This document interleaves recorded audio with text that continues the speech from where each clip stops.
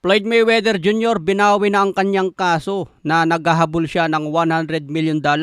May lumabas na ulat dati na nagsasabing si Mayweather ay baon na sa utang at ang kanyang marangyang lifestyle ay galing lang sa hiram ng pera. Hindi ito nagustuhan ni Mayweather kaya naghain siya ng demanda sa paninirang puri. Humihingi siya noon ng $100 million bilang bayad sa pinsala. Pero sa puntong ito, nagdesisyon na po si Floyd Mayweather na bawiin na ang kaso. Hindi na raw siya magkahabol ng $100 million. So kapag nabad trip pala si Floyd Mayweather, magkakaso na lang bigla. Pero syempre gagastos din siya ng malaki sa kaso. Kung alam niyang hindi naman siya mananalo sa kaso, edi bawiin na lang mga boss kaysa gumastos pa sa wala. Kalat na rin kasi ang balita tungkol sa kanyang pagkakautang. Kaya hindi na maitago ni Floyd Mayweather yun mga boss. Pero yun nga, pinagpilitan pa rin ni Floyd Mayweather na may sapat pa rin siyang kayamanan.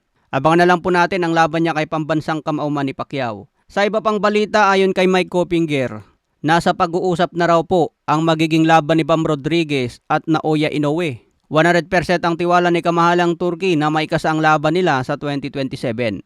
Naniniwala ang kampo ni Bam Rodriguez na sila ang tatapos kay The Monster Inoue. Samantala ay pinaliwanag naman ni Teofimo Lopez kung ano ang nangyari kay David Benavidez. Tungkol ito sa pagsiko umano ni David Benavidez kay Zurdo Ramirez. Ayon kay Teofimo Lopez, hindi sinadya ni David Benavidez yung pagkasiko sa muka. Totoo naman daw na tumama yung siko pero parte daw yun ng inside fighting. Lalo na kung bibidaw ka ng maraming combination, may mga aksidente talaga na sasabit ang siko. Lalo na kung dikdikan ang laban. So wala daw problema yun mga boss, sadyang nag-viral lang dahil nga inulit-ulit ng mga fans. Sinabi rin ni Teofimo Lopez kung aakyat si David Benavidez sa heavyweight division at labanan si Alexander Usyk. Naniniwala nga po si Teofimo Lopez na mananalo si David Benavidez. Papaboran daw niya ito base sa kanyang kondisyon ngayon. Nakayanan raw ni David Benavidez bumato ng maraming combination sa 200 pounds. Kapag umapak siya ng 201 pounds, heavyweight division na po yun. Pwede na siyang lumaban kay Alexander Usyk. Sabi naman ni Roy Jones Jr., mas maganda talaga kung rekta agad kay Usyk. Wag na raw lumaban si David Benavidez kay Jay Opetaia, Dimitri Bivol o kung sino pa man.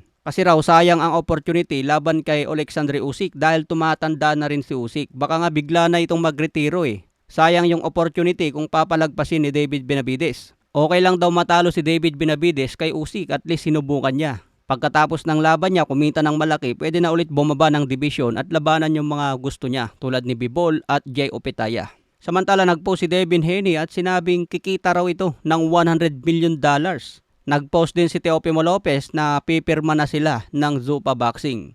Ang ibig sabihin ba nito 100 million ang offer kay Devin Haney kung pipirma sa Zuffa Boxing? Interesado na rin si Teofimo Lopez na pumirma sa promotion ni Dana White. Pero wala pang kumpirmasyon mga boss tungkol dito. Kumbaga nagpapahiwatig pa lang ang dalawang boksingero na interesado sila sa Zuffa Boxing dahil sa laki ng offer. Samantala Junto Nakatani nagpahiwatig na kung bibigyan ulit ng pagkakataon, gusto niya ang rematch kay The Monster Inoue. Kayo mga boss, gusto niyo pa ba makita ang rematch ng dalawa?